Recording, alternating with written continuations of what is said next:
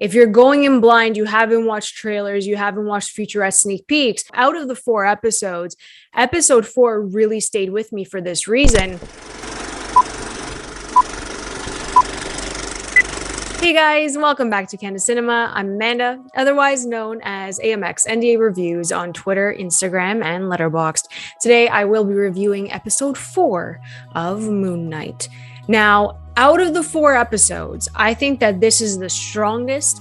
I think that it really captures the character of Marc Spector, of Stephen Grant, and we get to know a bit more about the disorder, the DID. Everyone has seemed to be confused while watching the past 4 episodes. I think it's more of an exploration of Stephen's mind, of Mark's mind. And I think that's really important in showing that it doesn't have to be so Marvel humory. There can be a level of darkness and there can be many layers to this character as we've seen. So I think that's what I appreciated the most about episode 4. I personally love Marc Spector. I think he's a very complex character, a complex side of Moon Knight entirely, especially with his tie to Khonshu, his tie to Layla, and what he's been doing, his entire backstory, who he is as a mercenary, I think is really strong. But now in episode 4, we get to flip the switch. We flip the switch on Mark, and Stephen and Mark kind of understand each other a bit more. And in this case, once Stephen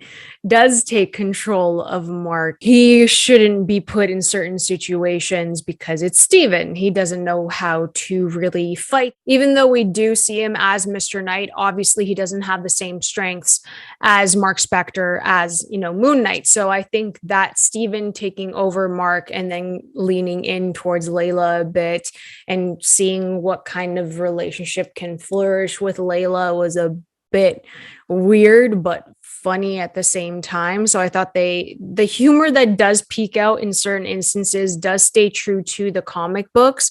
And I think that it's still done tastefully enough in regards to how to explore the spectrum of the disorder. I'm not saying they're doing a fantastic job. I'm just saying that enough to explain what's happening with Mark and Stephen. I think they do a fairly good job doing that. But of course, we're diving more into his character. And I think that's the best part of the show, is when we get the character elements, is when we understand Mark and Stephen a bit more and we expand on that. I think that's the most interesting thing. That's the heart of this show. Of course, we all love the fantastical elements of, as we've seen in Loki, not to compare the shows, but Loki also went into that heavy. And I feel like Moon Knight's leaning into that a bit more in the mythological sense.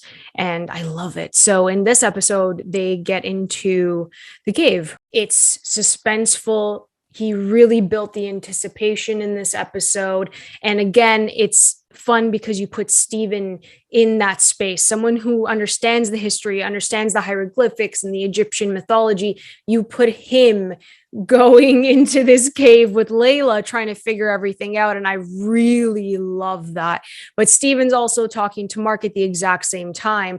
Mark just wants the opportune moment to switch back in order to protect them. We have creatures pop up. We have some nice action set pieces in this, but we also find out more about who Layla is, which is really, really interesting. It's not like one note character that they usually do with female characters. They're really exploring Layla and who she is, who her father is, which is important when it comes to Marc Spector. So I really like that Arthur Harrow kind of drop this tea in this episode, because Layla's a really interesting character and we're going to see more of what she's capable of, more of what she can do. So I really like that. And then we get to the sarcophagus, and in this moment, this is when everything kind of flips over, because then Mark takes over Stephen's body. Layla finds out a very important piece of information. Arthur Harrow's in the mix here. Everyone is in that tomb. Everyone's there. And then something happens. This is where the twist happens. This is where episode 4 goes from like an A to an A++ in this case, because it does surprise you. And I love that. And the fact that they gave press the first 4 episodes, I felt was the equivalent of giving press the first 3 episodes to WandaVision, because you need to understand the story in order to review it. So the first 4 episodes are really in a nice little package. And then you understand Moon Knight, you understand the entire character arc, and you really get to know what's going on in his head with Arthur, with Layla, with Steven and Mark, and who they actually are. So to go from this tomb and we see that Mark gets shot, and it's more of like a rebirth type of scenario that you can look at, but it completely disorients you. You're in this movie scene that doesn't really make sense, that you fall into it. You're in the rainforest. It's clearly a movie scene, and you end up on a television screen. And what I love about this, just as a side note, as I'm explaining what happens after Mark gets shot, it's the fact that you are placed, the viewer is placed in the mind of Mark Spector or of Stephen Grant, and you are going through it with him. You are disoriented. You are very confused. You don't know what's going on, but you are rolling with the punches. You're trying to navigate this feeling. I think that's so difficult to do as a director, let alone do as an actor. So I think that the direction in this episode was really strong to kind of carry that out and to evoke that kind of emotional response from the viewer, which I really enjoyed. After we come out of the television, we see that we are in a mental institution. We see that Stephen is like latched on to a wheelchair, the same latch that he had in his bed. So now you're thinking all these minor details from the start of this season are present in the actual asylum, like in the mental institution. So you see that he's latched up. There's a figure of Moon Knight. There's someone called Stephen Grant. Layla is there. Mark is somewhere and they don't know where he is, but Arthur Harrow also appears, but he looks like he's a doctor. So it's just really, really next level. It is just such a mind-blowing moment because this is the first like real plot twist, I guess, since WandaVision, but it wasn't really a plot twist with WandaVision because many people theorized that that's what was going to happen in WandaVision. So this one, if you're going in blind, you haven't watched trailers, you haven't watched featurette sneak peeks, going to the mental institution is completely out of left field and it does shock you. So out of the 4 episodes, episode 4 really stayed with me for this reason, because of the transition from like, you know, the mummy vibes. And then you go into like basically One Flew Over the Cuckoo's Nest.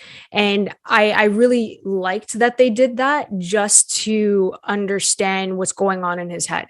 And if we do more character development, more diving into Marc Spector and Stephen Grant and their mind, what they're thinking of in the last half of this season, I think it is on track to be the best MCU show. I'm already loving it. We're 4 episodes in. I don't know what's happening in 5 and 6. I wasn't one of the lucky press members to get episode 5. So I have no idea what's going to happen in 5 and 6. But the end of this episode, they do see a creature and it left me confused. It's kind of in a cliffhanger. Is Arthur Harrow there to kind of help him out? Steven's freaking out. Mark's freaking out. And they are side by side in this. So is it all in his head now that he is so-called like shot, or he could be dead? Like, we don't know if it's a rebirth type of situation because he did get shot. So this is all happening in his mind and it's not real. That's a possibility in episode 5. This could also be something like a Jake Lockley coming in, and then everything that's happening with Mark and Steven in the asylum, and then Arthur Harrow could be in Jake Lockley's head, and we don't know that. So it's really interesting how they left this off. I'm beyond excited to see what happens in 5 and 6 because I really love the show. Again, this episode's a bit longer, but the pacing made it feel like it was like half an hour. It went by so fast.